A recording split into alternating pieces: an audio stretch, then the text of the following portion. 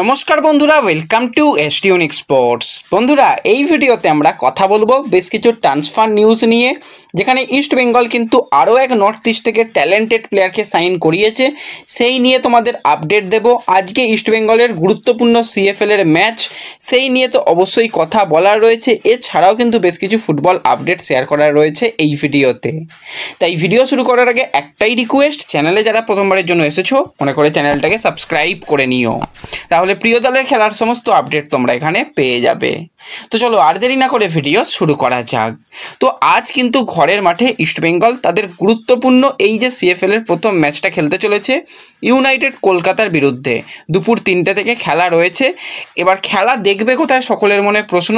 SSEN mobile অ্যাপ্লিকেশনে subscription নিয়েই খেলা দেখতে হবে। এছাড়া কিন্তু কোনো রকম উপায় নেই খেলা দেখার। যদি কোনো রকমভাবে কোনো কিছু সম্ভব হয় সেটা কিন্তু আমরা আমাদের টেলিগ্রাম চ্যানেল, হোয়াটসঅ্যাপ চ্যানেল দিয়ে সেখানে শেয়ার করে দেবো। তাই যারা এখনও আমাদের সোশ্যাল মিডিয়া পেজ ফলো করোনি, পিন কমেন্টে কিন্তু সোশ্যাল মিডিয়া পেজের লিঙ্ক দিয়ে দেবো, তোমরা সেখানে জয়েন হয়ে যেও। যদি কোনো রকম ব্যবস্থা হয় সেখানে কিন্তু অবশ্যই শেয়ার করে দেওয়া হবে। আর আজকের এই গুরুত্বপূর্ণ ম্যাচ, সেই ম্যাচের কিন্তু যারা যারা ভিডিওটা দেখছো স্কোর লাইন প্রেডিকশান সকলে করে যেও, যে আজকের ম্যাচের রেজাল্ট কি হবে। যাদের প্রেডিকশান মিলে যাবে তাদের নাম কিন্তু পরবর্তী সময় অবশ্যই শেয়ার করা হবে। তাই সকলে কিন্তু স্কোর লাইন প্রেডিকশান করে যেও। তো এই যে সিএফএলের যে সুপার সিক্সের রাউন্ডের নিয়ে আগেই আলোচনা ডিটেলে করে নিয়েছি, তার যারা এখনও সেই ভিডিওটা দেখোনি এন্ড স্ক্রিনে দিয়ে দেবো, দেখে নিও। তো মেন যেটা বিষয় বলার, যে সুপার সিক্সে যখন খেলা হচ্ছে তখন কিন্তু প্রত্যেকটা দলকে একদম 0 পয়েন্ট থেকে শুরু করতে হচ্ছে। অর্থাৎ গ্রুপ স্টেজের কিন্তু এই যে এতগুলো ম্যাচ হলো সেখানের কোনো পয়েন্ট কিন্তু এই পরবর্তী রাউন্ডে আসছে না। ভালো কথা, ঠিক আছে, আবার 0 থেকে শুরু করা হোক, কিন্তু গ্রুপ স্টেজের যে কার্ডগুলো কেন পরবর্তী রাউন্ডে আসছে সেটা কিন্তু কোনো উত্তর নেই। গ্রুপ স্টেজে যখন কোনো কিছু এদিকে আসছে না, তাহলে কিন্তু কার্ড যেগুলো সমস্যা, যাদের কার্ড সাসপেনশন রয়েছে তাদেরও তো একদম ফ্রেশ করে দেওয়া দরকার। ফ্রেশ টুর্নামেন্ট ফ্রেশভাবে যখন সুপার সিক্সের খেলা হচ্ছে, কিন্তু না সেটা কিন্তু হবে না। গ্রুপ স্টেজের কার্ড কিন্তু পরবর্তী রাউন্ডেও আসছে। সেই কারণে কিন্তু এই গুরুত্বপূর্ণ ম্যাচে দেবজিৎ মজুমদার, সায়ন ব্যানার্জির মতন প্লেয়ারকে ইস্টবেঙ্গল পাচ্ছে না। সব কিছুরই একটা কারণ রয়েছে, তোমরা জানো যে একটা বিশেষ দলকে চাহক করে একটা চ্যাম্পিয়ন করতেই হবে, তার কিন্তু প্রচুর প্রচেষ্টা চালানো হচ্ছে। তো চলুক, কিছু বলার নেই সেই নিয়ে, আমি তো কিছু বলবোই না। তো যেমন হচ্ছে হয়ে যাক। ফুটবলটা যে ফুটবলের জায়গাতে আর খুব একটা নেই, সেটা যে একদম জঘন্য একটা জায়গায় পরিণত হচ্ছে সেটা তোমরা পরিষ্কার বুঝতে পারছো। সেই নিয়ে নতুন করে কিছু বলার নেই। কিন্তু যেটা বলার রয়েছে সেটা হচ্ছে যে আজকে ইস্টবেঙ্গল যেরকম পরিকল্পনাটা করেছে, সত্যি এত ভালো পরিকল্পনা বিনো জর্জদের করতে পারবে আমি ভাবতে পারিনি। পরিকল্পনা কিন্তু একদম সঠিক করা হয়েছে, কারণ ম্যাচগুলো জিততে হবে। 3টে ম্যাচই ফাইনাল। যে ম্যাচে পয়েন্ট নষ্ট হবে, যে ম্যাচে কোনো দল হারবে বা করবে, তারা কিন্তু অনেকটাই পিছিয়ে যাবে। তো সেক্ষেত্রে ম্যাচ জিততে গেলে সবার আগে যেটা দরকার, গোল করলে তবে ম্যাচ জেতা যায়, কারণ ডিফেন্স করে কখনোই ম্যাচ জেতা সম্ভব নয়। তো সেই জায়গাতে কিন্তু অ্যাটাকিং ফুটবল খেলানোর জন্য একদম দলকে প্রস্তুত করেছে বিনো জর্জ। সেখানে যদি আমরা গোলকিপার নিয়ে প্রথমেই কথা বলি, গোলের তলায় আজকে আমি তো গৌরব সাউকে দেখতে চাই, এবং গৌরবকেই হয়তো প্রথম থেকে সুযোগ দেওয়া হবে। গৌরবই গোলের তলায় থাকতে চলেছে। তো এরপরে যদি আমরা একটুখানি ডিফেন্স লাইন নিয়ে কথা বলি, সেখানে কিন্তু অবশ্যই 4জন গুরুত্বপূর্ণ ডিফেন্ডার খেলবে। চোট সমস্যা কাটিয়ে কিন্তু আজকে মনোতোষ চাগলাদার সে ফিরতে চলেছে। তার সঙ্গে কিন্তু প্রভাতকে আমরা সেন্টার ব্যাকে দেখতে পাবো। 2 সাইড ব্যাকে, একদিকে বিক্রম প্রধান, অপরদিকে সুমন দে। তাদের দিয়েই কিন্তু একদম বঙ্গ ডিফেন্স বলা যেতে পারে। 6জন বঙ্গতনয়ের মধ্যে কিন্তু এখানেই 5জন প্লেয়ার খেলছে, আর একজন প্লেয়ারকে রাখতে হবে প্লেইং 11-এ। তো সেক্ষেত্রে তন্ময় দাসের সঙ্গে নাসিবকে মাঝ মাঠের দায়িত্ব দেওয়া হবে, এবং অ্যাটাকিং লাইনে কিন্তু অবশ্যই শ্যামল বেসরাকে একদিকে উইংয়ে রাখা হবে, অপরদিকে আমান সিকেকে উইংয়ে রেখে কিছুটা নিচের দিক থেকে কিন্তু ভিষ্ণু এবং আপফ্রন্টে সিঙ্গেল স্ট্রাইকার হিসাবে ডেভিডকে শুরু করানো হবে। পরবর্তী সময় চেঞ্জে কিন্তু অবশ্যই জেসিনটিকে, মনোতোষ মাঝি রয়েছে, এছাড়া এডমন্ড, তাদেরও কিন্তু পরবর্তী সময় ব্যবহার করা হবে।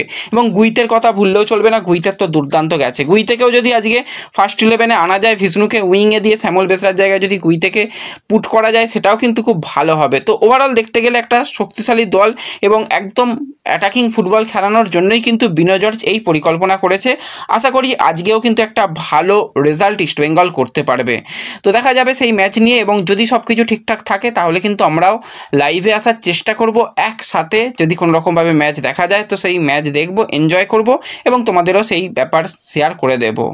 তো এরপর যদি আমরা একটুখানি ট্রান্সফার নিউজ নিয়ে কথা বলি, তোমাদের কিছুদিন আগেই জানিয়েছিলাম যে জেরি, যার 27 বছর বয়স, লেফট ব্যাক পজিশনের প্লেয়ার, সে কিন্তু ফ্রি প্লেয়ার হিসাবে এফসি গোয়াতে জয়েন করছে। কারণ জয় গুপ্তা তো ইস্টবেঙ্গলে চলে এসেছে লেফট ব্যাক পজিশনে, গোয়ার একটা প্লেয়ারের দরকার ছিল, তো সেই জায়গাতে জেরি কিন্তু অফিসিয়ালি চূড়ান্ত হয়ে গেছে। মুম্বাই সিটি এফসি বেশ কিছুটা কথাবার্তা বললেও শেষ পর্যন্ত মুম্বাই নয়, সে কিন্তু এফসি গোয়াতেই অফিসিয়াল সিগনেচার কমপ্লিট করে ফেলেছে। অফিসিয়াল অ্যানাউন্সমেন্টও কিন্তু খুব তাড়াতাড়ি এসে যাবে। এবং এর সাথে সাথে 28 বছর বয়সী ফিজির সেন্টার ফরওয়ার্ড পজিশনের প্লেয়ার রয় কৃষ্ণা, ফ্যান ফেভারিট ফুটবলার, তো সেই প্লেয়ারও কিন্তু এবার কলকাতায় চলে এসেছে। তোমাদের জানিয়েছিলাম সে কিন্তু কেরালা সুপার লিগে খেলবে মাল্লাপুরম এফসিতে, সেখানে কিন্তু যুক্ত হয়ে গেছে এবং সেখানে একটা গ্র্যান্ড ওয়েলকাম কিন্তু রয় কৃষ্ণাকে দেওয়া হয়েছে। তো ভালো লাগলো, কৃষ্ণা আবারও ইনজুরি সমস্যা কাটিয়ে ব্যাক করছে, এটা কিন্তু একটা খুবই ভালো ব্যাপার। এবং আরও একজন ইস্টবেঙ্গলের একদম ফ্যান ফেভারিট ফুটবলারের কথা যদি বলি, সে হচ্ছে একজন বিদেশি প্লেয়ার, সেও কিন্তু ইন্ডিয়াতে আসতে পারে। এই কেরালা সুপার লিগে তার আসার সম্ভাবনা অনেক অংশ তৈরি হয়েছে। সেটার অন্য কেউ নয়, অস্ট্রেলিয়ান ডিফেন্ডার জর্ডান এলসি। তার দিকেও কিন্তু বেশ কিছু কেরালা সুপার লিগের ক্লাব তারা কথাবার্তা অনেকটাই এগিয়ে ফেলেছে। যদি সব কিছু ঠিকঠাক থাকে তাহলে জর্ডান এলসিকে কিন্তু আমরা আরও একবার ইন্ডিয়াতে দেখতে পাবো। সেটা বললামই, যেটা কেরালা সুপার লিগে। তো অফিসিয়াল যদি সিগনেচার হয়ে যায় তোমাদের অবশ্যই জানিয়ে দেবো, এবং আমি তো পার্সোনালি দেখতে চাই, কারণ জর্ডান এলসি কয়েকটা ম্যাচ ইস্টবেঙ্গলের জার্সি গায়ে যে পারফরমেন্সটা তুলে ধরেছিল, দুর্দান্ত পারফরমেন্স ছিল। তো তার খেলা আরেকটু আমি দেখার জন্য তো নিজে থেকে এক্সাইটেড রয়েছি। সাইনিং হয়ে গেলে তোমাদের জানিয়ে দেবো। তো এবং এর সঙ্গে সঙ্গে যদি আমরা ইস্টবেঙ্গলের একটুখানি রিজার্ভ টিমের দিকে তাকাই, তো রিজার্ভ টিমে কিন্তু অনেক প্লেয়ারকে ইস্টবেঙ্গল সাইন করাচ্ছে। যেমন আপডেট অফিসিয়াল যেগুলো আসছে তোমাদের সঙ্গে শেয়ার করে দিচ্ছি। কিছুদিন আগেই আমরা দেখেছিলাম একজন নর্থ ইস্টের ট্যালেন্টেড প্লেয়ারকে সাইন করানো হয়েছে, সেই আপডেটও তোমাদের সঙ্গে শেয়ার করেছি।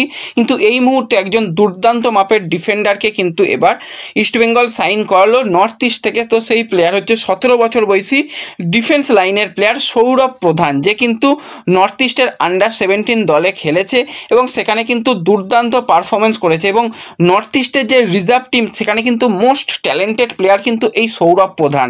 তাকে কিন্তু ইস্টবেঙ্গল দীর্ঘমেয়াদী চুক্তিতে সাইন করিয়েছে, এবং এই প্লেয়ারটা যদি ঠিকঠাক নিজেকে তৈরি করতে পারে এবং যদি 2-1 বছর যদি নিজের পারফরমেন্সটাকে ঠিকঠাক রাখতে পারে, তাহলে কিন্তু অবশ্যই পরবর্তী সময় ইস্টবেঙ্গলের রিজার্ভ টিম থেকে ইস্টবেঙ্গলের সিনিয়র দলেও কিন্তু এই প্লেয়ারটা আসতে পারে বলে আমি তো আশা করছি। কারণ খুবই ট্যালেন্টেড প্লেয়ার, যেরকমটা তার লাস্ট খেলাগুলোর থেকে আপডেট পেলাম, তো খুবই একজন ভালো প্লেয়ারকে ইস্টবেঙ্গল সাইন করিয়েছে। আরও অনেক সাইনিং হচ্ছে, সেগুলো অফিসিয়াল কনফার্মেশন এলে তোমাদের সঙ্গে শেয়ার করে দেবো। এই ভিডিওতে এটুকুই আলোচনা করার ছিল। ভিডিও ভালো লাগলে লাইক শেয়ার করে দিও। দেখা হবে পরবর্তী ভিডিওতে।